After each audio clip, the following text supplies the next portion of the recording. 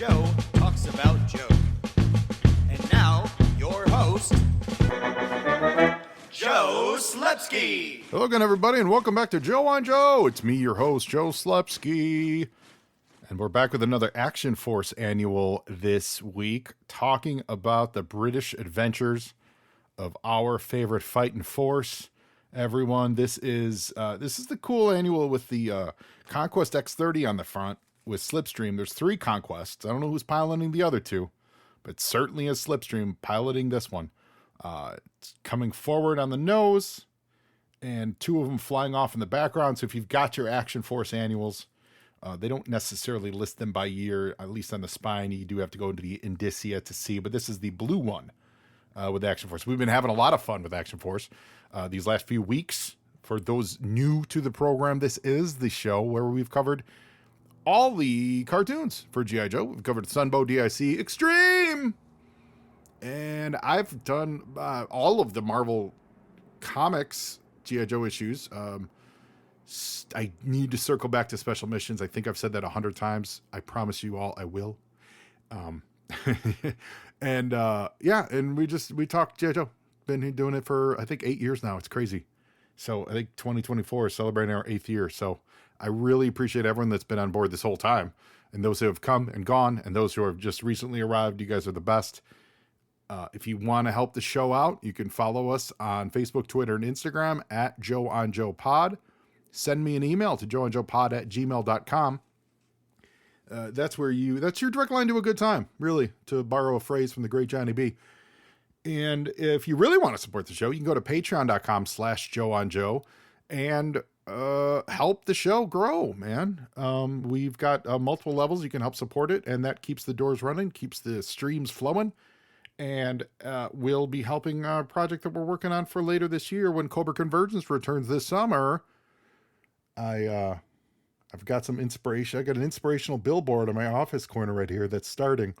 Right now I have one lone taped up inspirational image, and I can't wait to fill it in with more as the project comes to fruition. I'm so excited for it. Now it's just a matter of actually doing it. So that's always the hard part, right? You know, in the past we've done G.I. Columbo, we've done Cold Slither Band The Rock. We did last summer was Frost Destro. So Cobra Convergence is always fun, and everyone who celebrates it and participates is always great. Big shout out to Hooded Cobra Commander for organizing that every year. I also want to give a big shout out to our sponsors, the Movies in a Meal podcast. In the beginning of time, the smallest organism gained sentience and thought to itself, I really need a good meal. Then a bunch of other stuff happened, and finally the Lumiere brothers started showing movies in France. This was all the inspiration that fellow broadcasters Brad, Keith, and Ben needed to combine these 2 primal needs into the Movies in a Meal podcast. The Movies in a Meal is one of the most casual and relaxing film talk podcasts you could ever listen to. These 3 friends enjoy a good meal together while talking all about the movies. And not just reviews. They do favorite lists, comparison discussions, genre talks, anything and everything that you can think of. They've even broken their solemn promise inherent in the name and branched out into TV talk. So I love the variety of films they bring to the table. They cover new releases, classics, cult films, often in one episode. It's really a delight to listen to, and it has something for every movie fan out there to enjoy. So if you're looking to grow your podcast library, if you eat meals, and if you've ever seen a movie, then you should give Ben, Keith, and Brad a listen and subscribe to the Movies in a Meal podcast. They've been a great sponsor to this show. I love the Movies in a Meal podcast, and I'd like all of you to love them too. So the biggest thing I got this week, literally the biggest thing I got, is the G.I. Joe, the Art of G.I. Joe Omnibus from the 3D Joes, our friends over at Carson Metaxas and our friends over at 3D Joes. This is an amazing piece of artwork. I believe it's like 788 pages. It's over 700 pages. It is 18 pounds. I know I shared some pictures on Instagram. I saw a lot of you guys putting it up on Twitter. It is such an impressive book. We're going to have more to say on that in the coming weeks. But I spent 2 hours just going through 1982. So there's so much knowledge in there, but also pretty pictures, very pretty pictures. This is going to sound real dumb and Luddite. And it's one of those things I think I knew or intrinsically knew, but I never really realized it until I was looking at them in such high res, really blown up in your face side by side is how much the starbursts, bomb bursts, whatever you want to call them, behind the Joes, that how much they really reflected on the character themselves, like how they were a intrinsic part of the pose of that character for that singular card. The style was the same, but they were not cookie cutter. They were custom made for each one of the Joes, at least, early on. I feel like later on they might have gotten a little more cookie cutter, but like the early ones, those bomb bursts, the yellows and the reds and stuff, they're really form fitting and accentuating the actions of the figure. So it's just great. That's one of the many, many insights you're going to get out of that book. So it's really great. I hope everyone kickstarted it. I know it's available for purchase and stuff, but again, more on that to come in the weeks to come. But it's great. That was my big G.I. Joe news for the week. I don't think there was anything crazy. So without further ado, let's jump into this Action Force Annual 1990. Nice looking cover. It actually, I believe it's airbrushed. It looks airbrushed. It's cool. I like it. It's simple and straightforward. Blue background denoting sky. It's not trying for any like realistic sky portrait. I like it. It comes up, slipstreams firing some missiles at some people. Works for me. The inside cover is great. The inside is just a big 2-page spread of Serpentor punching his fist through. I feel like it's the Action Force logo. It looks like it's not really, it's the stars and stripes for sure, but it looks like it's the red, white, and blue bar with a star over it, which I feel like it's great, but it's a giant Serpentor putting his fist through it. Don't know who the artist is on it, but I like it. And inside this book, which sold for £3.99 was it pounds and pence or whatever, but it's $3.99 in pounds. And recruited from the very best of the world's military action forces, task is to fight evil and defend human freedom against the terrorist activities of Cobra, a secret army of anti-establishment criminal subversives. So this annual, it includes reprints of 2 stories. Trade-Offs, which was in the J. Joe Yearbook 4, and then an absolute classic fan favorite, My Dinner with Serpentor, which is like Serpentor's origin. I think that was from Yearbook 3. Really, really great. Nice Larry Hama art, or Larry Hama writing, Herb Trimpe art. And then I forget who drew Dinner with Serpentor. But the one neat thing that this issue does have that, like last issue, I don't believe had, memory is serving me.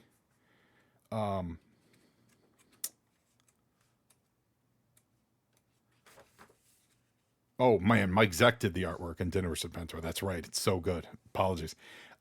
What this issue has is they've got some fun games and stuff, like crosswords, things of that nature. The kind of fun little things like Know Your Enemy. You go here on page 28. There's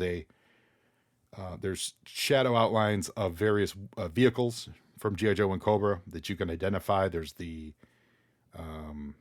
there's Conquest X-30, the Tomahawk, the Killer Whale, the Cobra Hiss, the boat, the Cobra cigarette boat. Why am I blanking on that? And then the Cobra, I think that's the Mamba. And for the cigarette boat, for some reason, my brain is only the word Night Raven is only in my head, but obviously that's the Night Raven. The Mamba. Yeah, no, that is the Mamba. The Cobra Hydrofoil. So the Cobra Hydrofoil never had a name? That's interesting. Hold on. No. Okay. So the Cobra Hydrofoil, that's weird. I think, did the Cobra Hydrofoil ever have a name? Found it, of course. Cobra Moray. Yeah. The Moray is what it was on my tip of my tongue there. So it's the Moray. So that's cool. So it's a fun little game. Later on, there's a crossword puzzle. If you skip over to page 35, there's some covert code names, crossword puzzle. The Russian, it's like the clues are like the Russian assault rifle. 2 would be the October Guard. Russian assault rifle, off the top of my head, is that the Kalishnikov? 3, the bad guys, that'd be Cobra. 4, the whale pilot is Cutter. 5, Lieutenant Falcon's favorite weapon. Shotgun? No, that's not it. Oh, sorry. I don't know. Lieutenant Falcon's, this is off the top of my head. A Cobra robot or small furry flying creature. That'd be a bat. 7, Storm Shadow, Snake Eyes, and Jinx are ninjas. 8 would be a very evil lady indeed. I imagine that's the Baroness. Baroness, yep, it appears to be. 9, Action Forces Field Commander. So that's probably Hawk. Yeah, it's got to be Hawk or Duke, but I imagine it's Hawk. The Mekong Delta. And 11 is who is, quote, an amalgamation of history's greatest military minds. Of course, that's Serpentor. So you go to Kalishnikov, I was correct. 5 across. Lieutenant Falcon's favorite weapon. They call it Stoner? What is that? I don't even understand what that means.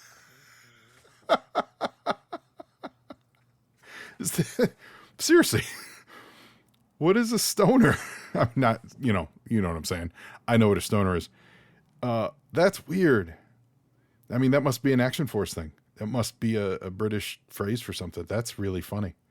But yeah, we got everything else. And then the in the middle of it all, the letters are supposed to spell something that you're then yellow boxes and rearrange them into the name. Oh, and then you rearrange the names that are in the yellow, so the letters actually they spell out Leatherneck. There's also some intelligence profiles in here. We'll save those for next week. And and then there's a Spot the Difference game. Page 44. 2 pictures may look the same, but there are 10 differences in picture B. See if you can spot them. This is really great for podcasting. But yeah, there's some differences. And you know how those things work. You look at them, you figure out what they omitted. Nothing crazy. There's lots of camo and lots of belts on this page. Anyway, so yeah, otherwise, it's a standard Action Force annual. A lot of fun. Today, the story we're reading is called Rogue Delta.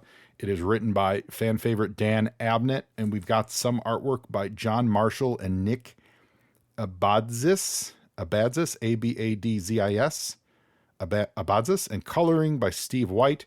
I like these pictures a lot, actually. They're pretty good. One of the pictures is used for the what's missing in the back of the book, but they're pretty solid. I actually like the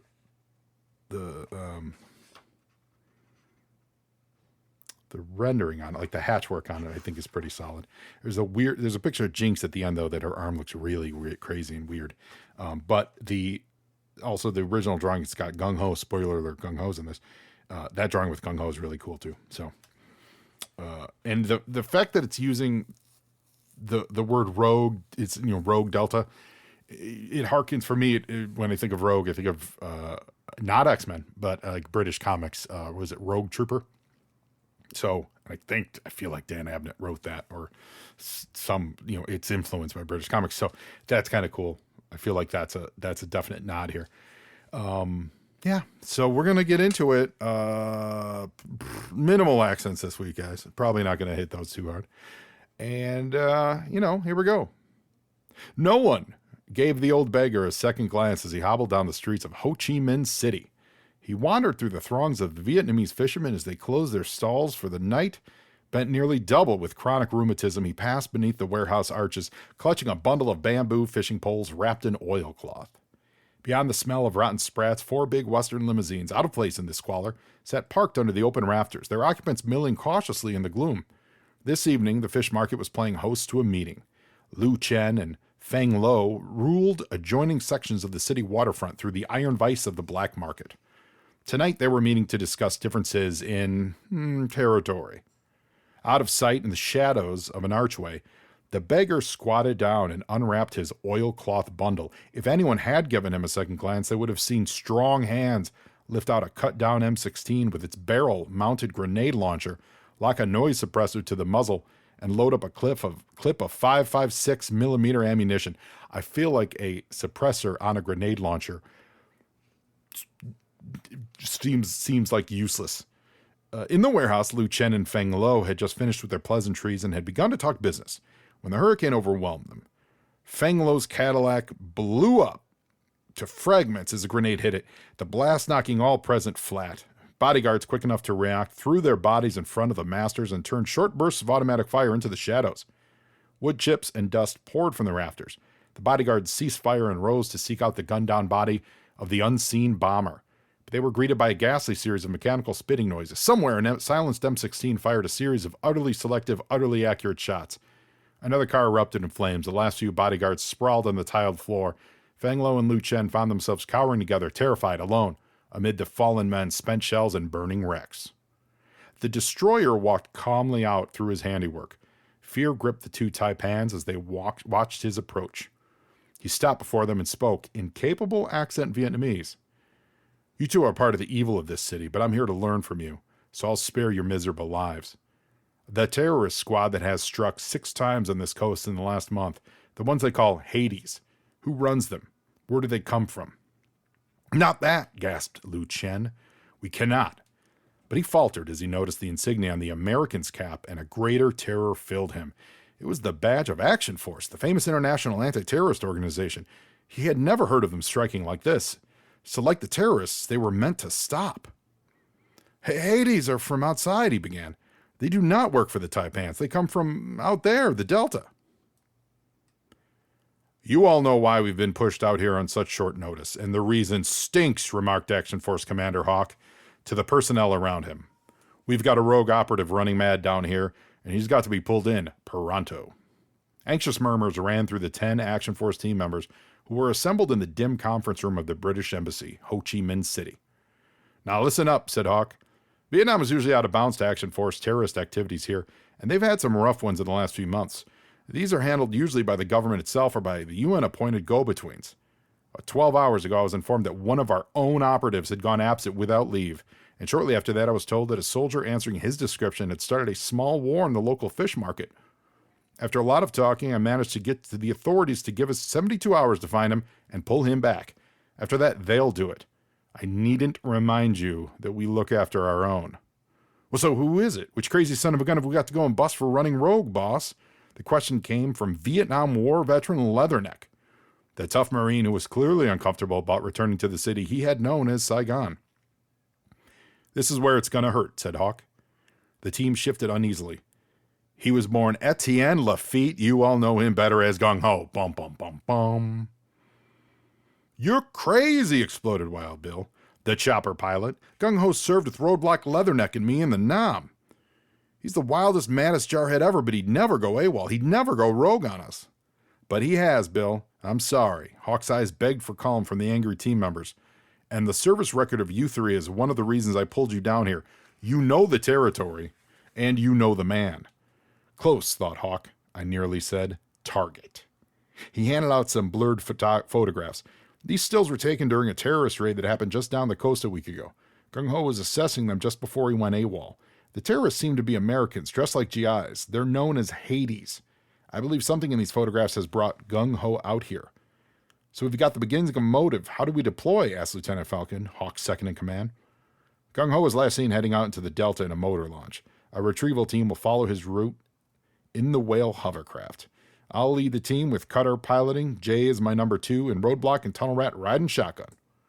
The respective operatives nodded in understanding. We will be Hunter Team. The second team will cover us in the Tomahawk.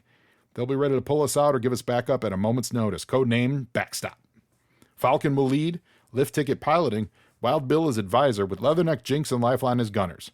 All clear? Let's go. Gung Ho yawned and eased the throttle of the motor launch he had, quote, borrowed from the quay side in Ho Chi Minh City. He pulled a small tape recorder from his flak jacket pocket, thumbed the record key, and set it on the cabin dash by his side. He cleared his throat and began to speak.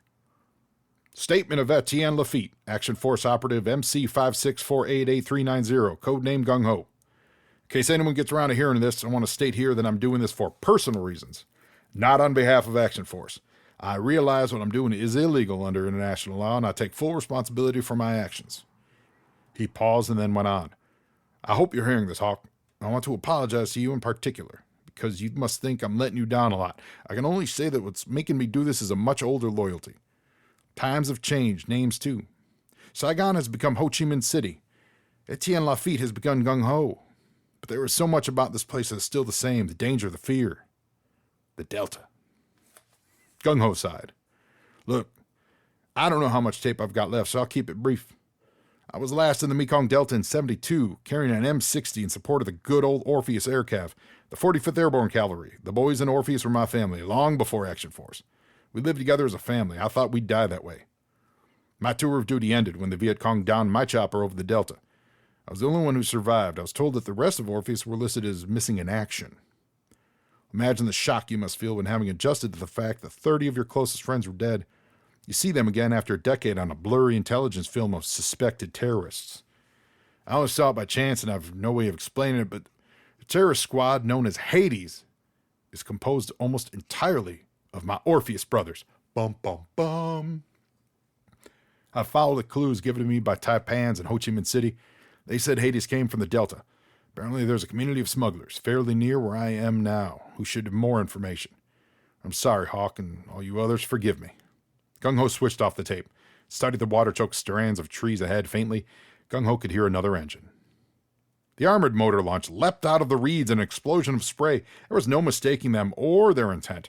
River pirates, smugglers, waiting to rob any watercraft that wandered into the stretch of the Mekong. Before the pirate launch had even cleared the reeds, Gung Ho had to smile on his face and a law rocket launcher on his shoulder.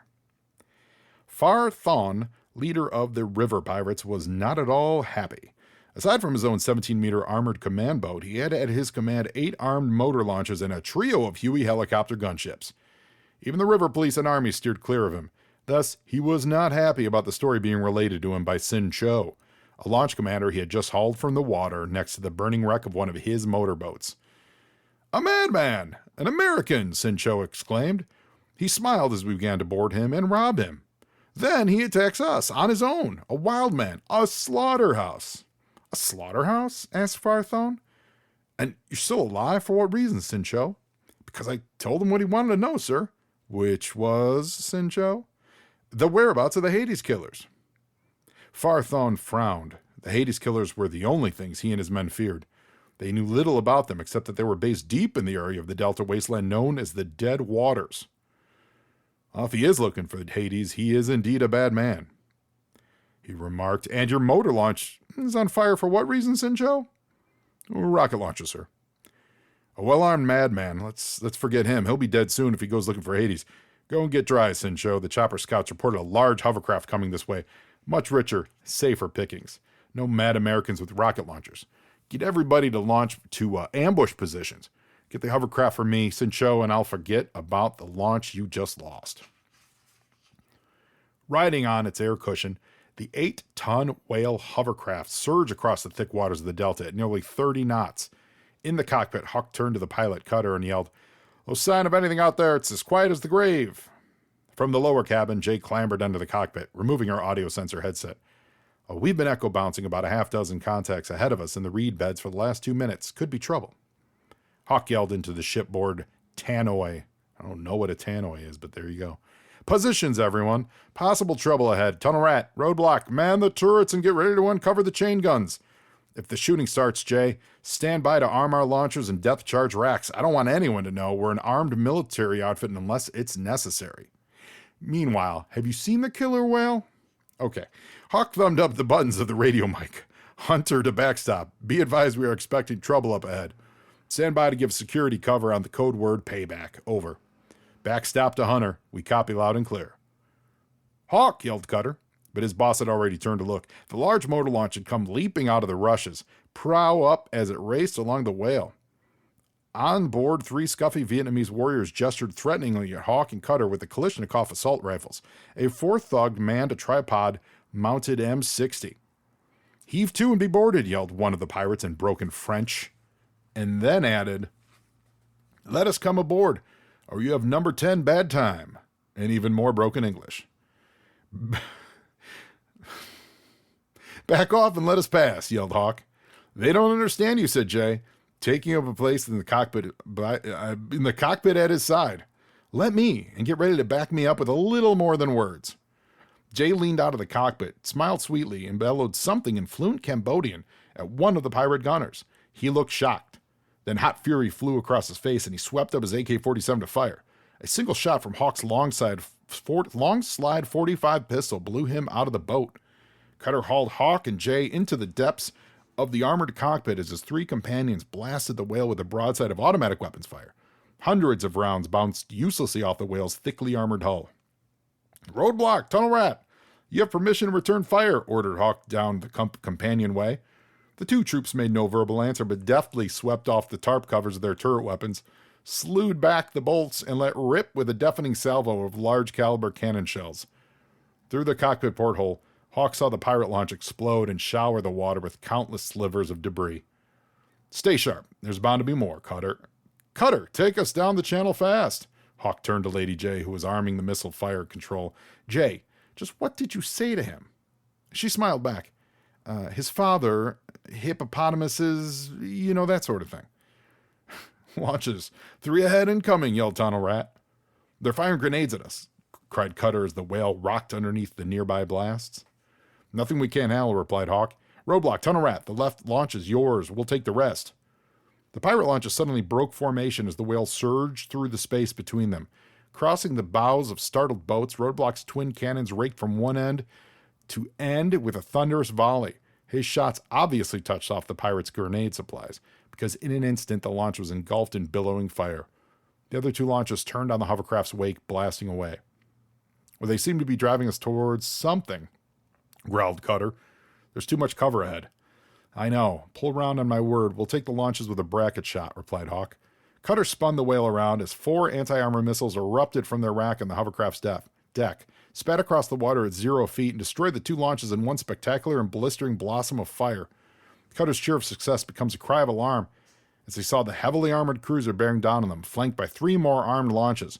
Then, from behind a nearby tree stand, the 3 pirate Hueys swooped around at treetop height amid the rattle of miniguns.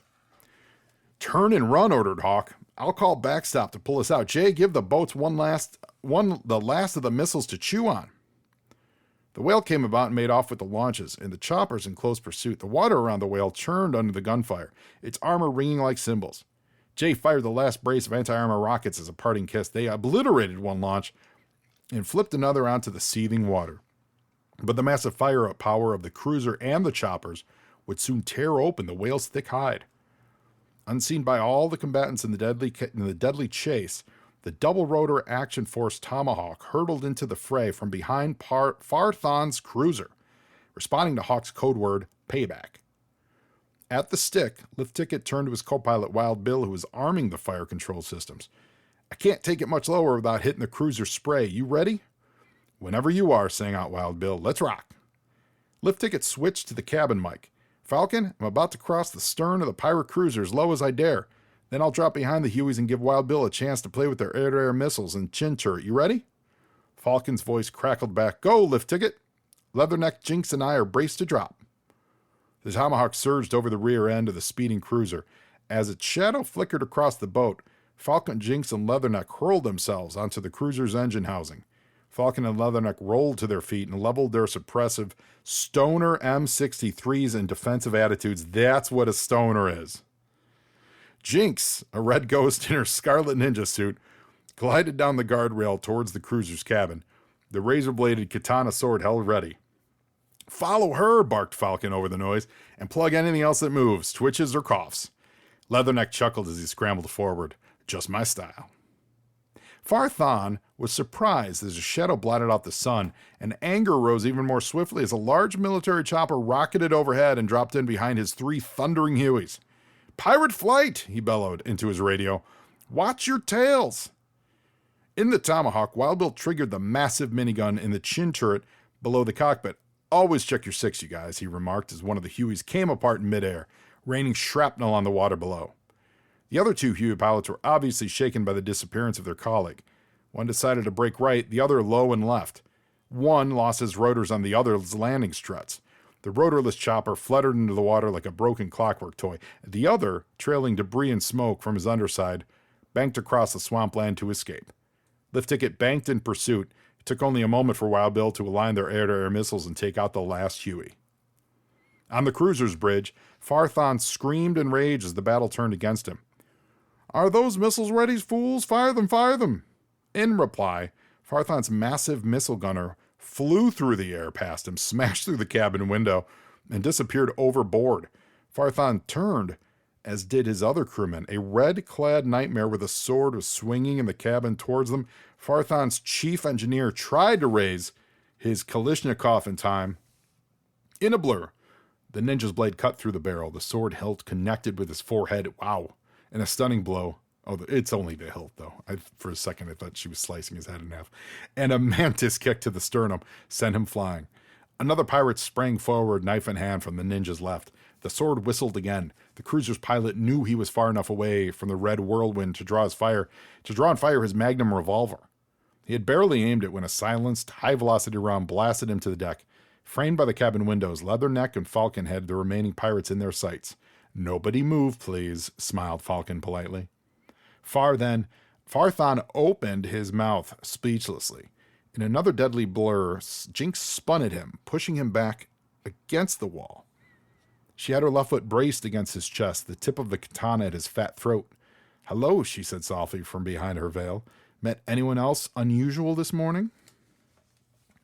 The whale bobbed alongside the now stationary pirate cruiser, the Tomahawk hovering softly overhead.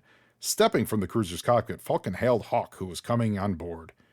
"They ran across Gung Ho this morning, all right," he asked questions about Hades, and then made off. He asked questions about Hades, then made off. Well, what did they tell him? What did they tell anyone who asked? Hades are death, and they live on an island deep in the area of the delta called the Dead Waters. Hawk frowned. Why the name? Apparently, it's a wasteland, badly polluted by defoliant chemicals during the war. Not a nice place to visit. Well, great. We get all the best jobs. Get your people back aboard the Tomahawk and follow us. Hawk paused as he turned away. "Oh, Falcon, sir. Congratulate your team on a very effective piece of support." "Thank you, sir. And Falcon, may I just state for the record that I do not recommend leaping from the chopper onto the deck of a moving motor cruiser as approved tactics?" Falcon put a hand to his ear. "Say again, sir? I can't quite hear you over the noise of this Tomahawk." The dead waters washed about Gung Ho's launch raft, a rotting, silent, lifeless waste. It seemed to him the ideal place to uncover the truth about such a shocking mystery. The chopper saw him before he saw it. It came out of the east, circling his boat, a big American troop-carrying helicopter. Heavy machine guns trained upon the lone Marine. The chopper had no markings. Gung Ho's radio crackled. He pulled down the mic. "State business," came the terse question in English. Gung Ho paused, considered the various answers he could give, and the various responses that they might cause. "I'm looking for Hades. I want to join."